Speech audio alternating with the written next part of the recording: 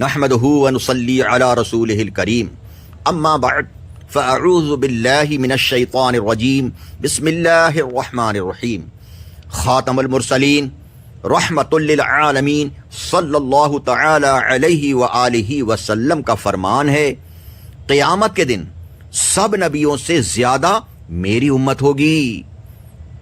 حضرت مفتی احمد یار خان رحمت اللہ علیہ اس حدیث پاک کے تحت فرماتے ہیں کہ جنتیوں کی 120 صفیں ہوں گی، جن میں سے 80 صفیں حضور صلی اللہ علیہ وسلم کی امت کی ہوں گی، سبحان اللہ۔ باقی 40 صفوں میں سارے نبیوں کی امتیں ہوں گی، سبحان اللہ۔ مفتی صاحب ایک جگہ اور لکھتے ہیں، جیسے حضور انور صلی اللہ علیہ وسلم تمام نبیوں کے سردار ہیں، ایسے ہی حضور اکرم صلی اللہ علیہ وآلہ وسلم کی امت ساری امتوں کی سردار ہے، سبحان اللہ۔ پیارے اسلامی بھائیوں، اللہ پاک کا کروڑا کروڑ احسان ہے کہ اس نے ہمیں انسان بنایا اور مسلمان بنایا اور اپنے پیارے حبیب صلی اللہ علیہ وآلہ وسلم کی امت میں پیدا فرمایا۔ اللہ پاک نے اس امت کو دنیا و آخرت میں جو رفعت و منزلت، شان و عظمت اور سعادت و شرافت عنایت فرمائی ہے، اس کی ایک وجہ یہ ہے، اس امت کا امر بالمعروف و نہی عن المنکر، یعنی نیکی کا حکم کرنے اور برائی سے منع کرنے کے فریضے کو ادا کرنا بھی ہے۔ اللہ پاک ارشاد فرماتا ہے، کنتم خیر امت اخرجت للناس تأمرون بالمعروف وتنہون عن المنکر وتؤمنون باللہ۔ ترجمہ، تم بہتر ہو ان سب امتوں میں جو لوگوں میں ظاہر ہوئیں، بھلائی کا حکم دیتے ہو اور برائی سے منع کرتے ہو اور اللہ پاک پر ایمان رکھتے ہو، سبحان اللہ۔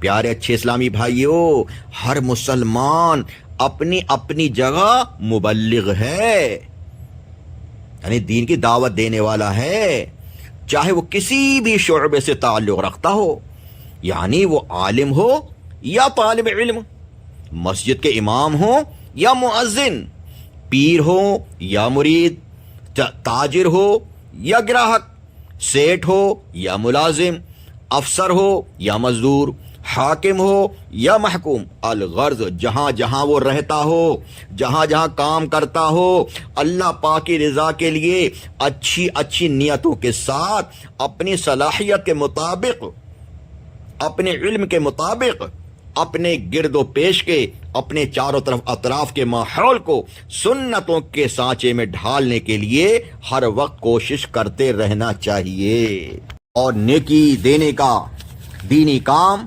رکھتے رہنا چاہیے۔ مگر افسوس، فی زمانہ یہ عظیم دینی کام بہت زیادہ سستی کا شکار ہو رہا ہے۔ پیارے اسلامی بھائیوں، اللہ پاک نے اپنے قرآن پاک میں کئی مقامات پر نیکی کی دعوت کی جانب رغبت دلائی ہے۔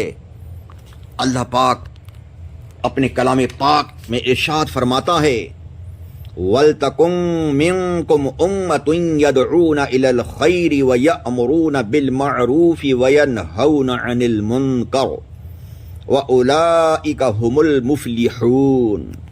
ترجمہ، اور تمہیں ایک گروہ ایسا ہونا چاہیے کہ بھلائی کی طرف بلائیں اور اچھی بات کا حکم دیں اور بری باتوں سے منع کریں، اور یہی لوگ مراد کو پہنچے، سبحان اللہ۔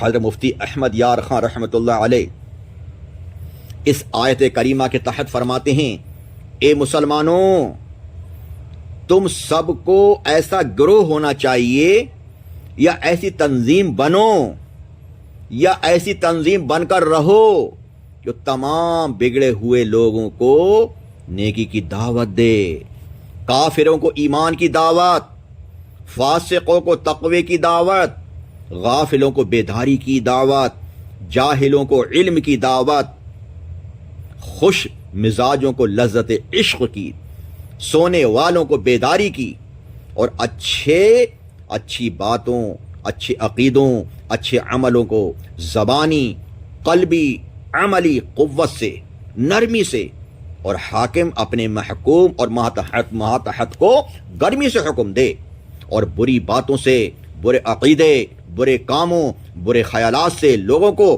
اپنے اپنے منصب کے مطابق زبان سے، دل، عمل، قلم، تلوار سے روکے۔ مزید فرماتے ہیں سارے مسلمان مبلغ ہیں، جتنا جس سے آتا ہے سارے مسلمان مبلغ ہیں، سب پر ہی فرض ہے کہ لوگوں کو اچھی باتوں کا حکم دیں اور بری باتوں سے روکیں۔ کچھ آگے چل کر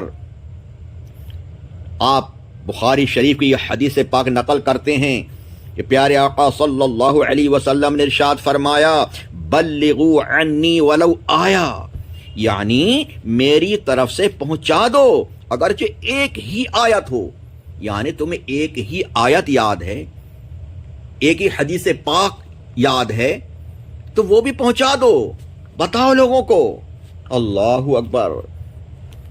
لیکن آج ہمارا حال یہ ہو گیا ہے کہ ہمارے مسلمان بھائی گناہوں کی دلدل میں پھنستے جا رہے ہیں، ہمیں فکر ہی نہیں ہے، جبکہ مسلمانوں کو ہونا یہ چاہیے جس طرح سے ہمارا پورا جسم ہے، اگر پیر کی انگلی میں چوٹ لگتی ہے تو پورے بدن کو تکلیف ہوتی ہے، سر میں درد ہوتا ہے تو پورے بدن کو تکلیف ہوتی ہے، اسی طرح ہمارا مسلمان بھائی کو گناہوں کی دلدل میں پھنس رہا ہے، گناہ کر کے جہنم میں جانے والے کام کر رہا ہے، تو ہمیں بھی تکلیف ہونا چاہیے کہ میرا مسلمان بھائی یہ جہنم والے کام کر رہا ہے، غلط راستے پہ جا رہا ہے، میں اس کو سیدھا راستہ دکھاؤں، پیار سے سمجھاؤں، جب اس کو تکلیف ہوگی تو مجھے بھی تکلیف ہوگی۔ اب بہت سے سوچتے ہیں کہ ان کو اپنی قبر میں لیٹنا ہے، ہمیں اپنی قبر میں لیٹنا ہے، ہمیں کیا غرض؟ ارے بھائی یہ بات صحیح ہے کہ ان کو اپنی قبر میں لیٹنا ہے، ان کو عذاب اس لیے ہو رہا ہے کہ انہوں نے غلط کام کیے، گناہوں والے کام کیے، لیکن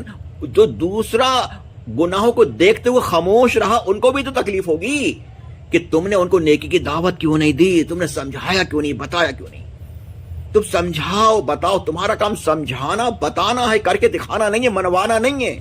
جتنا ہو سکے اپنے منصب کے مطابق، اپنے علم کے مطابق دعوت دو۔ پیارے اچھے اسلامی بھائیو، حضرت مفتی احمد یاد خان رحمۃ اللہ علیہ فرماتے ہیں اسلام میں تبلیغ بڑی اہم عبادت ہے کہ تمام عبادتوں کا فائدہ تو خود اپنے کو ہوتا ہے، اپنی ذات کو ہوتا ہے، مگر تبلیغ کا فائدہ دوسروں کو بھی ہوتا ہے۔ صرف اپنی ذات کو فائدہ پہنچانے والے عمل سے ایسا عمل جو دوسروں کو بھی فائدہ دے وہ زیادہ افضل ہے۔ سبحان اللہ، روایت میں ہے کہ کسی نے حضور پاک صلی اللہ علیہ وسلم سے پوچھا کہ بہترین بندہ کون ہے؟ فرمایا اللہ تعالی سے ڈرنے والا، صلہ رحمی یعنی رشتہ داروں کے ساتھ اچھا سلوک کرنے والا، اور اچھی باتیں بتانے والا، اور برائیوں سے روکنے والا۔ سبحان اللہ۔ حضرت حسن بصری رحمۃ اللہ علیہ فرماتے ہیں کہ جو اچھی باتوں کا حکم دے، برائیوں سے روکے، وہ اللہ تعالیٰ کا بھی خلیفہ ہے، اس کے رسول کا بھی خلیفہ، اور اس کی کتاب یعنی قرآن کریم کا بھی خلیفہ ہے۔ سبحان اللہ۔ حدیث پاک میں ہے اگر مسلمانوں نے تبلیغ چھوڑ دی، نیکی کی دعوت دینا چھوڑ دیا، برائی سے منع کرنا چھوڑ دیا، تو ان پر ظالم بادشاہ مسلط ہوں گے۔ اللہ اکبر۔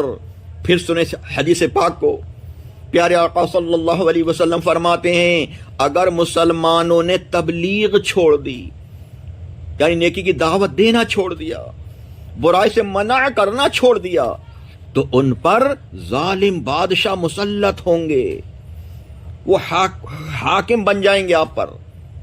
تو اس وقت کیا ہوگا؟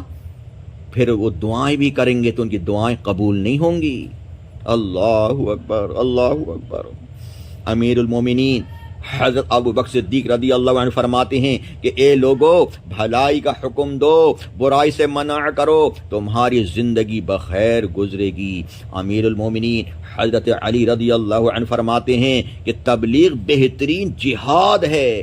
جیسے تبلیغ کرنا بہترین عبادت ہے، ایسے ہی تبلیغ چھوڑ دینا بدترین جرم ہے۔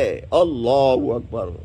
جیسے تبلیغ کرنا بہترین عبادت ہے، ایسی تبلیغ کو چھوڑ دینا بدترین جرم اور چھوڑنے والا ذلیل اور خوار ہے۔ اللہ اکبر۔ امیر المومنین حضرت مولا کائنات علی المرتضی کرم اللہ تعالی وجہہ الکریم فرماتے ہیں، جو دل اچھائی کو اچھائی نہ سمجھے اور برائی کو برائی نہ سمجھے تو اس دل کے اوپر والے حصے کو ایسے نیچے کر دیا جائے گا جیسے تھیلے کو الٹا کیا جاتا ہے، اور پھر تھیلے کے اندر کی چیز بکھر جاتی ہیں۔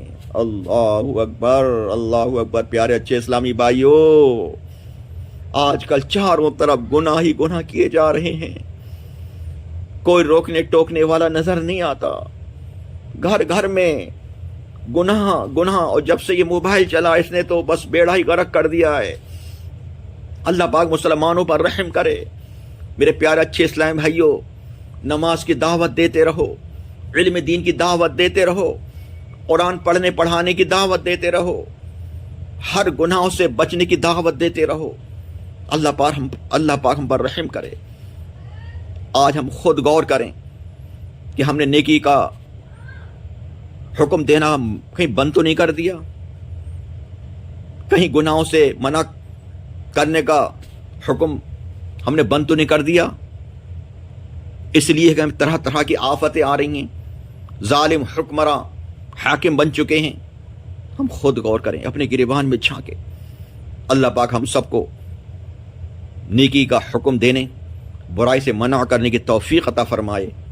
اللہ پاک ہم سب کو کہنے اور سننے سے زیادہ عمل کی توفیق عطا فرمائے۔ آمین بجاہ النبی الامین صلی اللہ تعالی علیہ وسلم۔ جب دم واپسی ہو یا اللہ ہم سب کے لبوں پر ہو لا الہ الا اللہ محمد الرسول اللہ صلی اللہ تعالی علیہ وسلم۔